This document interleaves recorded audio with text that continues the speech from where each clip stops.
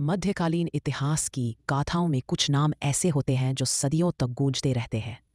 ऐसा ही एक नाम है मुइज़ुद्दीन मोहम्मद बिन साम, जिन्हें दुनिया मोहम्मद गोरी के नाम से जानती है। 12वीं सदी के अंत में जब भारत कई शक्तिशाली राजपूत राज्यों में बटा हुआ था, तब अफगानिस्तान के गोर नामक छोटे से राज्य से एक महत्वाकांक्षी शासक उभरा। उनका लक्ष्य स्पष्ट था, उत्तर भारत पर अपना साम्राज्य स्थापित करना। वह सिर्फ एक हमलावर नहीं थे, वह भारत में मुस्लिम शासन की नींव रखने वाले थे। मोहम्मद गोरी ने 1175 ईस्वी में मुल्तान और उच्च को जीतकर भारतीय उपमहाद्वीप में अपने अभियानों की शुरुआत की।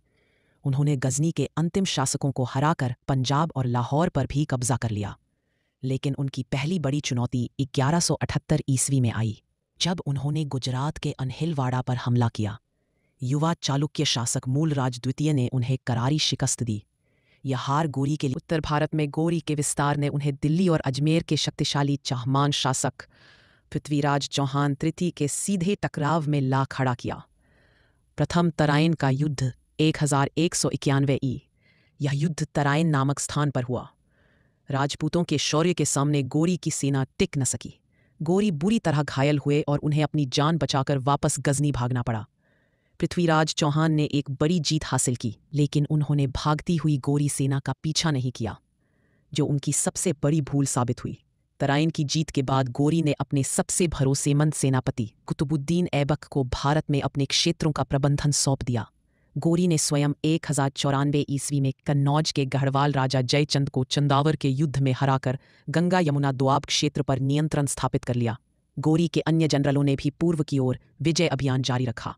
बख्तियार खिलजी ने बिहार और बंगाल तक गोरी के साम्राज्य का विस्तार किया, जहां उन्होंने कई महत्वपूर्ण वर्ष 1206 ईस्वी में खोखरों के विद्रोह को दबाने के बाद गजनी लौटते समय हेलम नदी के पास दमियक नामक स्थान पर मोहम्मद गोरी की हत्या कर दी गई। मोहम्मद गोरी की मृत्यु के बाद भारत में उनके साम्राज्य की बागडोर उनके विश्वस्त गुलाम जनरल कुतुबुद्दीन ऐबक ने संभाली। ऐबक ने स्वयं को दिल्ली का स्वतंत्र सुल्तान घोषित किया, जिसने भारत में पहले मुस्लिम राजवंश दिल्ली सल्तनत की शुरुआत की।